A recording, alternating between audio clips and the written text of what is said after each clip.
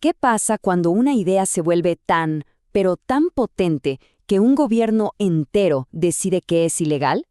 Bueno, esa es la historia de la FORA, la Federación Obrera Regional Argentina, un movimiento de trabajadores revolucionario que, aunque a veces se nos olvida, dejó una huella profundísima en la historia social del país. Para entender bien de qué va todo esto, vamos a hacer algo raro. Empecemos por el final. Estamos en 1933 y el historiador Diego Abad de Santillán escribe estas palabras. En ese momento, la FORA ya no era solo un movimiento, era oficialmente una organización fuera de la ley, una fuerza que había sido tan grande que ahora lo obligaban a esconderse. La pregunta cae de Maduro, ¿cómo es que se llegó a ese punto? Y acá, justo acá, es donde empieza nuestra exploración. ¿Qué era exactamente la FORA?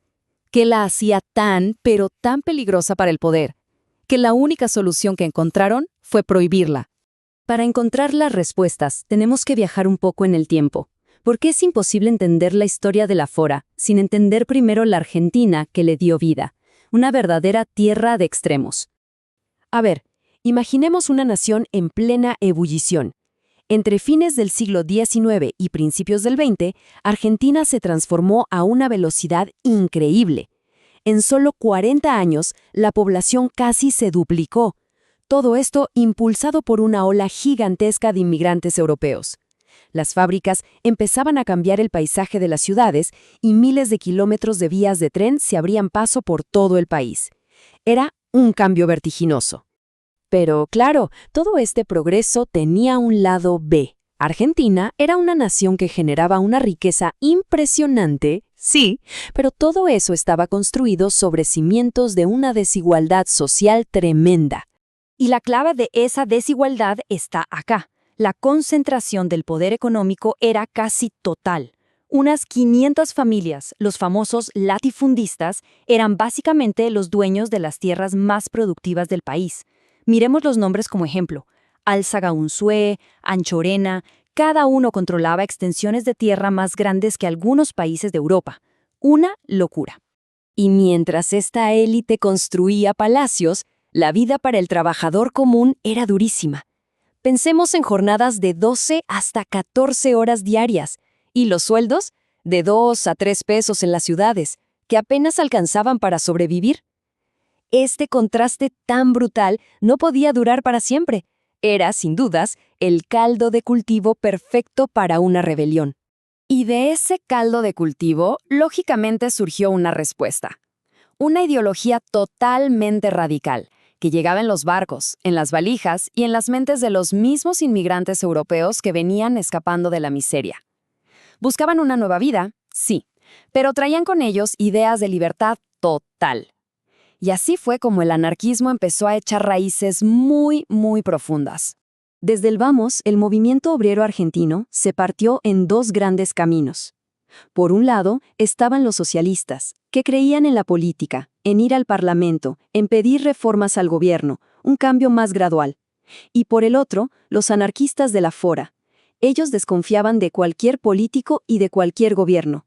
Para ellos la única vía era la acción directa, la huelga, un cambio revolucionario y que fuera ya.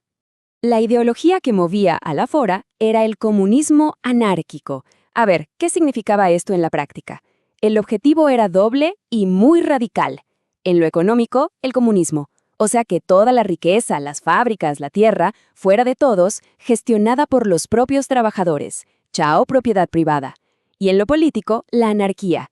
Eliminar por completo al Estado. ¿Por qué? Porque no lo veían como un árbitro justo, sino como el perro guardián de los ricos.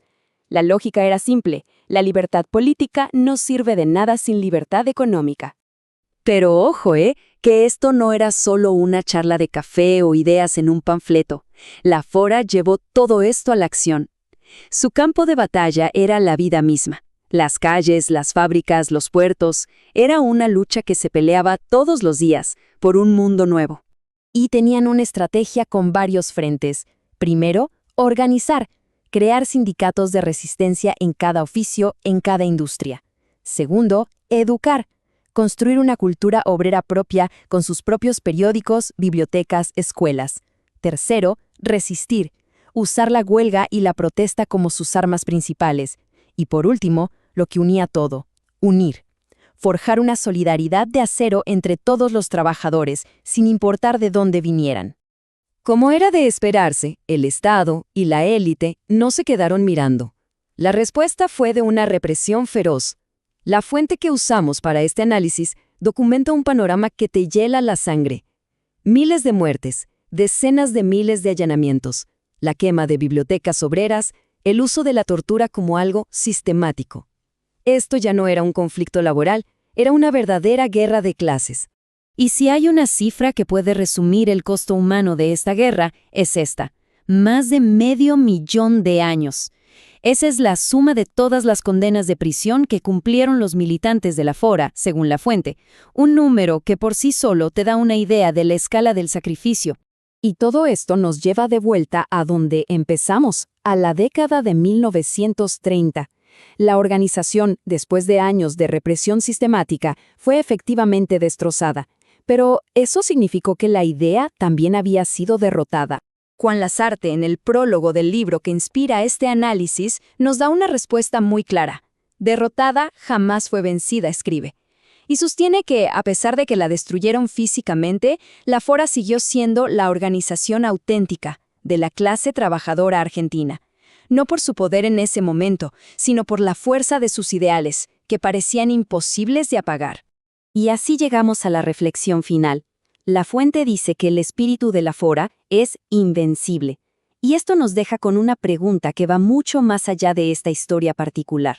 ¿Qué hace que una idea sobreviva e incluso se haga más fuerte mucho después de que la organización que la impulsaba haya sido aplastada? Esa es quizá la herencia más importante que nos dejó la Fora.